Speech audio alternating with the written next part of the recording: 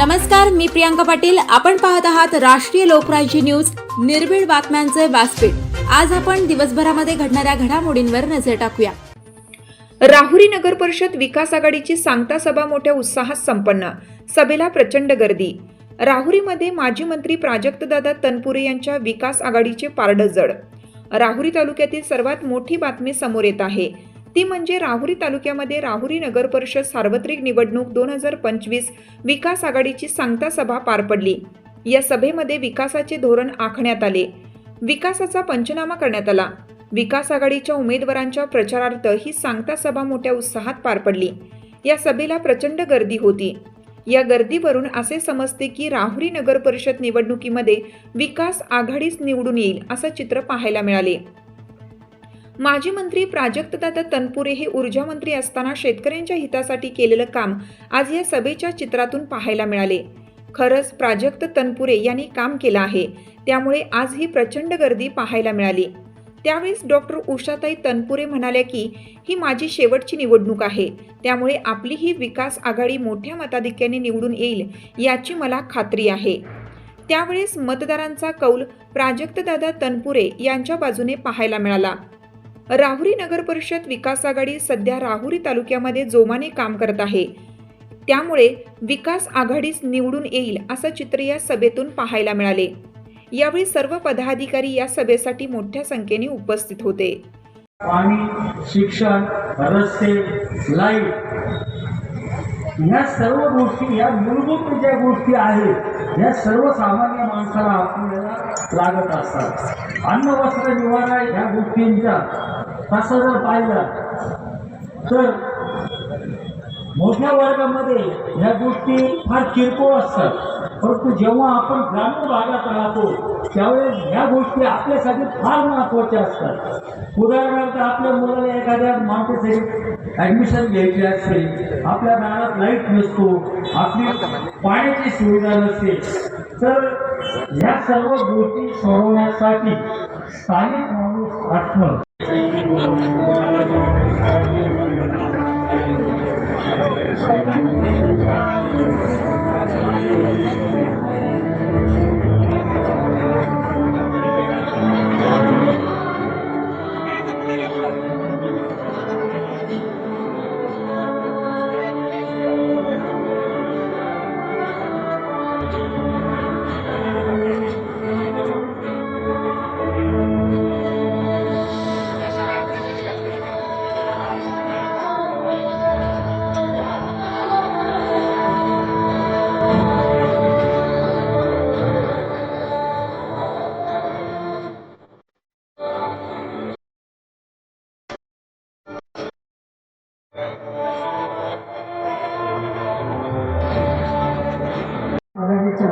सांगता सभेसाठी आपण सर्वजण जमलेलो आहे. या सभेचे अध्यक्ष सन्माननीय संत चंद्रकांत शेठ चित्तर, माजी नगराध्यक्ष आसाराम शेजू,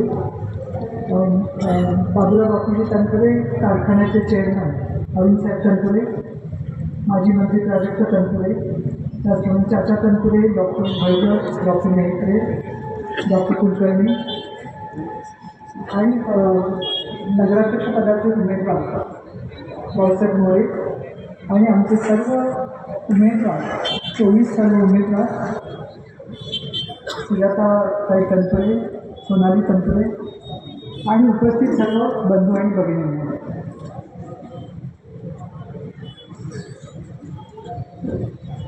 राहुरी हे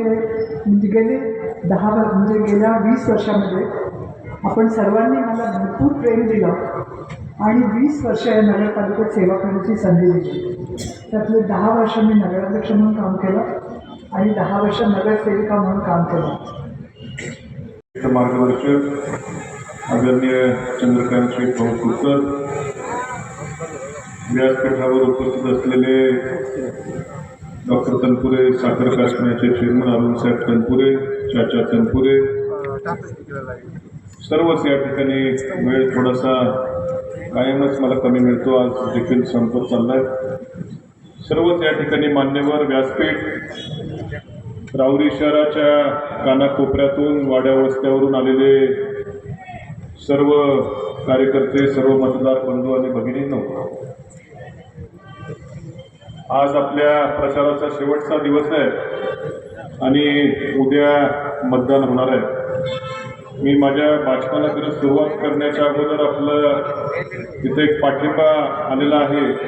प्रहार दिव्यांग क्रांती संघटना, आमच्या बच्चूभाऊ कडूंची संघटना, त्यांनी या ठिकाणी आपल्या विकास आघाडीला जाहीर पाठिंबा देण्याचं पत्र दिलं. त्यांचे आभार मानतो आणि जिल्हाध्यक्ष मधुकर गाडगेंना विनंती करतो आपण व्यासपीठावर या ठिकाणी स्थानापन्न व्हावं.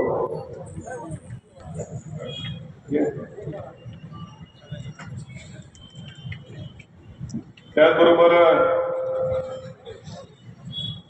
इथं उमेदवार जे आपण विकास आघाडीचे दिले, त्यांच्या उमेदवारी करता मोठं मन दाखवून बऱ्याच उमेदवारांनी आपले अर्ज माघारी घेतले. त्यांचे देखील मनापासून आभार पुन्हा एकदा व्यक्त करतो.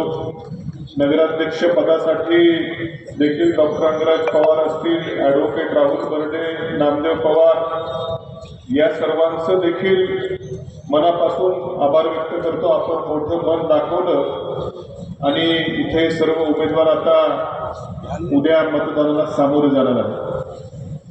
सर्वांचं मनापासून आभार. मित्रांनो, खरं 2016 साली या नगरपालिकेची मागची निवडणूक झाली म्हणजे 9 वर्षापूर्वी, आणि त्या निवडणुकीमध्ये आपण मला लोकनियुक्त नगराध्यक्ष म्हणून 2016 साली म्हणजे आता 9 वर्ष झाले आपण मला नगराध्यक्ष म्हणून निवडून दिलं. साधारणपणे 3 वर्ष मी अध्यक्ष म्हणून काम केलं आणि त्यानंतर आपल्या सर्वांच्या आशीर्वादामुळं या महाराष्ट्राच्या विधानसभेमध्ये आमदार म्हणून मी गेलो. नगराध्यक्षपदाचा 3 वर्षानंतर राजीनामा दिला. माझ्यानंतर देखील पुढं नगराध्यक्षाने 5 वर्षाची टर्म पूर्ण झाली 2021 साली.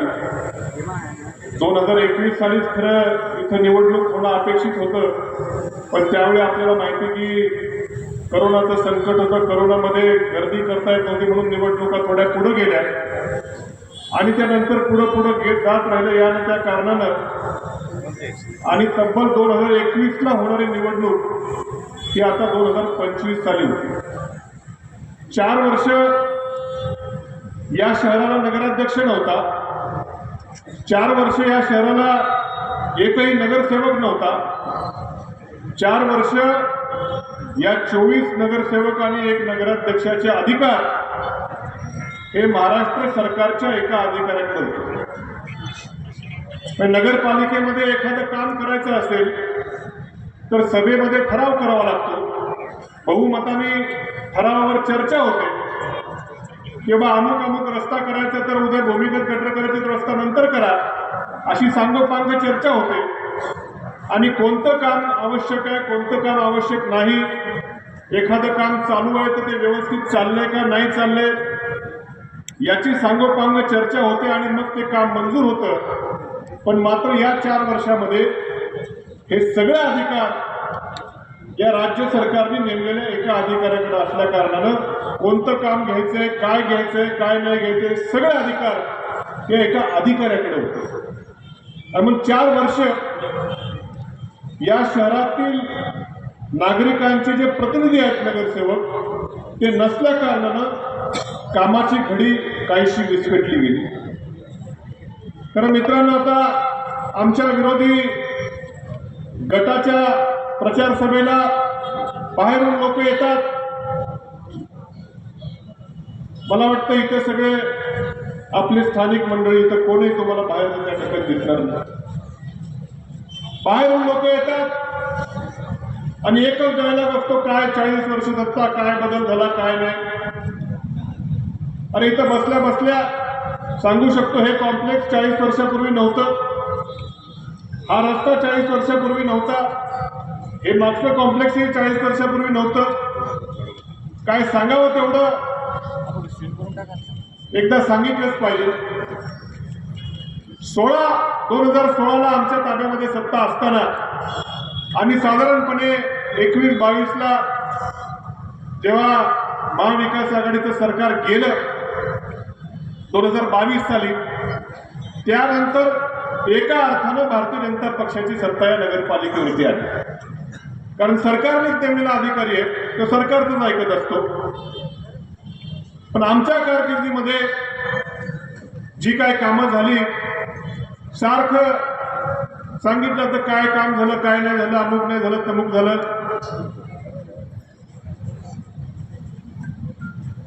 पडली काय चिठ्ठीची आवश्यकता नाही मला त्याची. चालू केलं हे जलतरण तलावाचं काम चालू आहे. आम्ही अध्यक्ष झाल्यावरती, मी अध्यक्ष झाल्यावर आमची जेव्हा सत्ता नगरपालिकेवर आली, सातत्यानं आमच्या मागच्या निवडणुकीच्या जाहीरनाम्यामध्ये हे आश्वासन होतं की या राहुरी शहरामध्ये एक आम्ही स्विमिंग पूल बांधू, जलतरण तलाव बांधू. हे आमचं मागच्या जाहीरनाम्यामधलं आश्वासन होतं. आणि हे दिसतंय ते पाणी स्विमिंग पूलचं नाही, काम चालू आहे, ते पावसाचं पाणी असेल. पण हे काम चालू त्या ठिकाणी आहे. मी महाविकास आघाडी सरकारमध्ये नगर विकास खात्याचा राज्यमंत्री असताना आपण साधारणपणे 3-1 कोटी रुपये, आता आकडे मला लक्षात नाही, 2-3 कोटी रुपये आणून ह्या जलतरण तलावाकरता आणले. त्याचं काम 6 महिन्यामध्ये, वर्षभरामध्ये 6 महिन्यातच त्या ठिकाणी पूर्ण होईल. आणि नुसतं ओपन नाही, बंदिस्त जलतरण तलाव आहे. म्हणजे आमच्या लेडीजना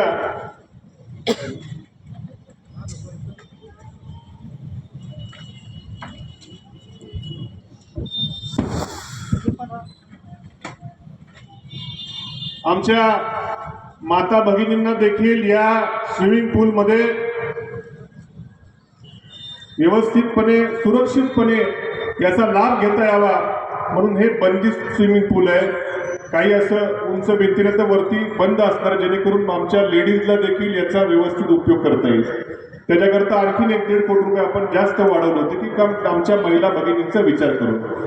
साधारणपणे आमची सत्ता आल्यानंतर या प्रशासकाच्या भोंगळ ढिल्या कारभारामुळे काम थोडं संथ गतीने चालू आहे.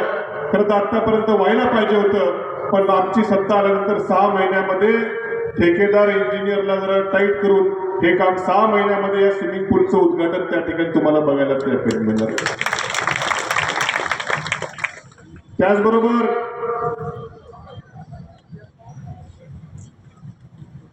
हे आमच्या मागच्या जाहीरनाम्यामध्ये देखील आश्वासन होतं की कोर्टा शेजारच्या चारीला बंदिस्त करून तिथे एक चांगला आंतरराष्ट्रीय दर्जाचा जॉगिंग ट्रॅक आपण करू. ते देखील आश्वासन या ठिकाणी पूर्ण झालेलं आहे. मला लोक त्यावेळेस कॉम्प्लेट देताना विचारायचे, तुम्ही लई छान छान लिहिले, पण हे होणार आहे का? तर मला आनंद होतोय की आता हे झालंय त्या ठिकाणी पूर्ण. 40 वर्षामध्ये एकाच हातामध्ये सत्ता दिली, काय बदल झाला हे विचारणाऱ्यांना मला प्रश्न आहे की तुमच्या कुठल्या या जिल्ह्यामध्ये, कुठल्या तरी गावामध्ये एवढं चांगलं जर जॉगिंग ट्रॅक असेल तर मी त्या ठिकाणी राजकारण सोडून देतो. एवढं आबाल वृद्ध, बाल, लहान मुलं, महिला, वृद्ध माणसं त्या ठिकाणी त्याचा आस्वाद घेत असतात. रोज सकाळ संध्याकाळ गर्दी असते. या जिल्ह्यामध्ये कुठे नसेल एवढा चांगला हा ट्रॅक आहे. याचं देखील पुढं जी चारी जाते, आमच्या मुलुंड माता असेल, दत्तनगर असेल, तिथं देखील चारी बंद करून तिथं देखील अशी छानसा बगीचा पुढच्या टप्प्यामध्ये करण्याचा आमचा त्या ठिकाणी प्रश्न आमच्या याच्यामध्ये असणार आहे. मित्रांनो,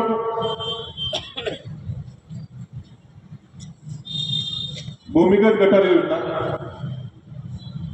मी नगर विकास खात्याचा जेव्हा राज्यमंत्री होतो त्यावेळेस सुधारित पाणी योजना जवळपास पूर्ण होत आली होती. आमची नगरपालिकेत नगरसेवक होते, शेवटचं वर्ष असेल बहुतेक. त्यांना मी सांगितलं की आपल्या शहरामध्ये अत्यंत शास्त्रोक्त पद्धतीनं उघडी गटार कुठं दिसणार नाही, याकरता आपल्याला भूमिगत गटार योजनेसाठी प्रस्ताव नगरपालिकेला म्हटलं तुम्ही शासनाकडे पाठवा. नगरपालिकेमध्ये आपली सत्ता होती, बहुमतानं ठराव केला, सुरुवात प्रक्रियेची त्यावेळेस झाली. शासनाकडे प्रस्ताव आला. मी खूप बारकाईनं याच्यामध्ये इंटरेस्ट घेतला. याची जागा कुठली, कुठं असावी, काय असावं, आणि या सगळ्या शहराचं सांडपाणी जे आहे ते आपल्या पुलाजवळ नदीच्या काठावरती हा मोठा प्रक्रियेचा प्रकल्प आहे. म्हणजे या सगळ्या पाण्यावरती प्रक्रिया केली जाईल आणि जवळपास शुद्ध असं पाणी नदीला त्या ठिकाणी सोडलं जाईल, जेणेकरून नदीकाठच्या शेतकऱ्यांना देखील त्याचा काहीतरी फायदा त्या ठिकाणी होईल. हे जवळपास 150 कोटी रुपयाचं काम आहे. आम्ही हे काम करत असताना सुरुवात त्या ठिकाणी केली. सुरुवात झाली, सगळा प्रस्ताव डीपीआर बनवायला मी स्वतः 2-4 मीटिंग घेतल्या, शासनापर्यंत आलं. आणि जेव्हा आमचं शासन गेलं त्यावेळेस आदरणीय चाचा तनपुरेने देखील पुढे त्याच्यामध्ये प्रयत्न केले आणि प्रशासकीय मान्यता त्या ठिकाणी आणली. आज त्याचं देखील काम चालू आहे. काही महिन्यामध्ये पहिला फेज त्याचा पूर्ण होईल आणि दुसरा फेज देखील आमच्या पुढच्या याच्यामध्ये जे काही भाग जो राहिलेला आहे, दोन्ही फेजला मंजुरी, पण पैसे पहिल्या फेजचे आले, दुसऱ्या फेजचे पैसे आल्यानंतर उर्वरित भागाला देखील या म्हणजे राहुरी शहरामध्ये कुठं उघडी गटार ही कुठंच त्या ठिकाणी दिसणार नाही, अशा प्रकारची ही योजना आहे. पुढं एसटी स्टँड, मी खरं लहानपणापासून ऐकायचो की इथं डेपो झाला पाहिजे, डेपो झाला पाहिजे. मध्यंतरी मी आमदार होण्याच्या अगोदर 15 वर्षे भारतीय जनता पक्षाचे आमदार या तालुक्यामध्ये होते. मी काय नाव कोणाचं नामोल्लेख करणार नाही, पण डेपो तर लांब, कधी एसटी स्टँडची इमारत अक्षरशः स्लॅब कोसळायला लागला होता, अशा पद्धतीच्या आपल्या राहुरीच्या एसटी स्टँडची दशा झाली होती. आपण राहुरीकरांनी मला आमदार म्हणून निवडून दिल्यानंतर तत्कालीन महाविकास आघाडीमधले अर्थमंत्री अजितदादा पवार यांनी याच जागेवरती शब्द दिला होता की तुमच्या राहुरीला एसटी स्टँडसाठी पैसे देतो. याच स्टेजवरती इथं त्या दिवसा वीज देण्याच्या प्रकल्पांचं ऑनलाईन भूमिपूजन होतं, त्यावेळेस शब्द दिला होता दादांनी. पैसे देखील मंजूर केले, पण दुर्दैवानं एसटी कामगारांचा संप झाला. आमचे मित्र सदाभाऊ खोत वगैरे तिथं त्यांच्यामध्ये तिथं मुक्कामी गेले होते. तो एसटी कामगारांचा संप झाला आणि थोडे पैसे वळवण्यात आले, पण मात्र नंतर सरकार जरी गेलं तरी सातत्यानं तुमचा आमदार म्हणून सरकार जरी विरोधातलं होतं तर प्रत्येक महिन्याला मी त्या एसटीचं परिवहन मंडळाचं मुंबईला ऑफिस आहे, तिथले MD होते त्यांच्याकडे जायचो, खालच्या अधिकाऱ्यांकडे जायचो. माझं मला माहिती की कसे पैसे मंजूर करून घेतले. कित्येक चक्रा मुंबईला या स्टँडच्यासाठी पैसे मंजूर करून घेण्याकरता मी चक्रा मारल्या आणि पैसे मंजूर झाले. मी आमदार असताना भूमिपूजन केलं. आता या स्टँडचं देखील काम चालू आहे. पाणी पुरवठा योजना, त्याच्यावर तर मी जास्त बोलणार नाही, मागं भरपूर त्याच्यावरती चर्चा झालेली आहे, पण आता मात्र एकच मी या निमित्तानं सांगू इच्छितो. वेगवेगळी लोक बाहेरच्या तालुक्यामधनं या राहुरी शहरामध्ये येतात आणि राहुरी शहराचा विकास करू म्हणतात. नगरपालिकेचं मूलभूत काम आहे की पिण्याचं पाणी लोकांना देणं हे नगरपालिकेचं काम आहे. पण मी तुम्हाला सांगू इच्छितो, बाहेरून इथे येणाऱ्या लोकांना देखील सांगू इच्छितो, तुमच्या गावामध्ये रोज पाणी येतं का हे आधी सांगा. इथं ज्या प्रचाराला बाहेरनं लोक येतात त्यांच्या गावामध्ये मी खात्रीपूर्वक सांगतो रोज पाणी येत नाही. एकाचं गाव माझ्या मतदारसंघामध्येच आहे, तिथं मीच त्याच्यामध्ये वाढीव पाणी पुरवठा योजना केली. अक्षरशः 4-4 दिवसाला पाणी येतं. या नगर जिल्ह्यामध्ये तालुक्याचं ठिकाण असलेलं आपलं राहुरी एकमेव गाव आहे की आपण रोज पाणी त्या ठिकाणी देतो. ठीक आहे, कधी कधी टायमिंग थोडा मागे पुढे होतो. म्हणजे आपल्या मतदारसंघामध्ये, विधानसभेच्या मतदारसंघामध्ये तिसगाव म्हणून एक गाव आहे, तिथली लोक एकदा इथं आली होती. विधानसभेच्या वेळेस काही प्रवेश केला, आमच्या गल्लीत सभा झाली आणि रोज नळाला रोज कसं काय पाणी येऊ शकतं हे ऐकून त्यांना म्हणजे इतकं आश्चर्य वाटलं की रोज खोटं बोलतोय का काही, असं वाटलं की रोज कसं काय पाणी येतं. आम्हाला तर 8-10 दिवसाला पाणी येतं.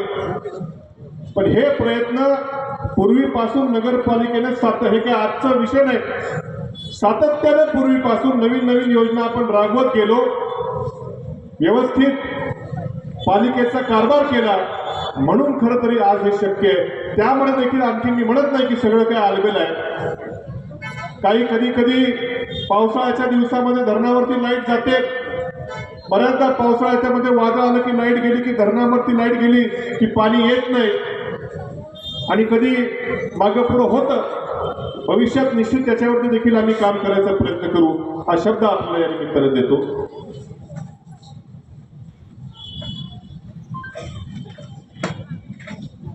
हा जो व्हिडिओ दाखवा, हा जो प्रकल्प आहे, हे आपल्या सर्वांच्या घरी घंटागाडी येते. ही घंटागाडी राहुरीमध्ये सुरू करण्याचं संकल्पना सर्वप्रथम डॉक्टर उषाताई तनपुरे नगराध्यक्ष असताना त्यांनी सर्वप्रथम या राहुरी शहरामध्ये घंटागाडी ही संकल्पना सुरू केली. आज जवळपास प्रत्येक गल्लोगल्लीमध्ये, प्रत्येक घरोघरी घंटागाडी येऊन आपल्या घरातला कचरा त्या ठिकाणी उचलला जातो. हा कचरा या कचरा डेपोमध्ये घेऊन त्याच्यावरती प्रक्रिया केली जाते. ओला कचरा, सुका कचरा वेगळा द्या आपण म्हणतो, कारण ओल्या कचऱ्यावरती प्रक्रिया करून त्यापासून खत तयार केलं जातं, आणि ते खत एवढ्या चांगल्या क्वालिटीचं आहे की राज्य सरकारने देखील त्यांचा ब्रँड या खताला वापरण्याची परवानगी राहुरी प्रतिनिधी उमेश बाचकर. ताज्या बातम्यांसाठी आणि अपडेट्ससाठी राष्ट्रीय लोकराज्य न्यूज चॅनलला सबस्क्राईब करा, तसेच लाईक आणि शेअरही करा.